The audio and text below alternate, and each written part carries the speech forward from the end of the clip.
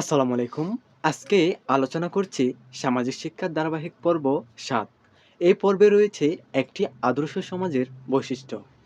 একটি আদর্শ সমাজের প্রধান বৈশিষ্ট্য যেগুলো থাকা দরকার সে বিষয়ে আপনাদেরকে আমি সুন্দরভাবে আলোচনা করে তুলে ধরব।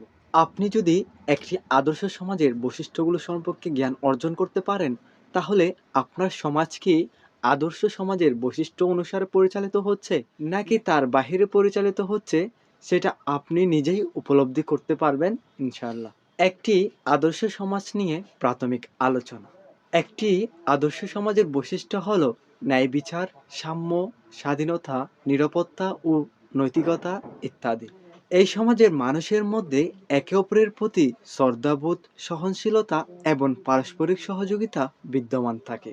এখানে আইনি কাঠামো সুসংহত ও ন্যায্য থাকে, যা সকল নাগরিকের অধিকার রক্ষা করে এবং অর্থনৈতিক বৈষম্য কম থাকে। একটি আদর্শ সমাজ গঠন কেবল একটি লক্ষ্য নয়, বরং এটি একটি ব্যক্তির সুষম বিকাশ ও উন্নত জীবনযাপনের জন্য অপরিহার্য একটি বিষয়। একটি আদর্শ সমাজের প্রধান বৈশিষ্ট্যগুলো হচ্ছে: ১ নাম্বার হচ্ছে ন্যায় বিচার, ২ নাম্বার হচ্ছে স্বাধীনতা, ৩ নাম্বার হচ্ছে নিরাপত্তা, ৪ নাম্বার হচ্ছে নৈতিকতা ও সহনশীলতা, ৫ নাম্বার হচ্ছে সাম্য, ৬ নাম্বার হচ্ছে প্রতারণাহীন সমাজ, ৭ নাম্বার হচ্ছে ব্যক্তিগত বিকাশ, ৮ নাম্বার হচ্ছে বহু সংস্কৃতবাদ, ৯ নাম্বার হচ্ছে যৌবনের ভূমিকা। বিস্তারিত আলোচনা। একটি আদর্শ সমাজের প্রধান বৈশিষ্ট্যের মধ্যে ১ নম্বর বৈশিষ্ট্য হলো ন্যায় বিচার ও সাম্য। সমাজে আইনের শাসন থাকে এবং সকল নাগরিকের প্রতি সমান আচরণ করা হয়। ২ নাম্বার হচ্ছে স্বাধীনতা।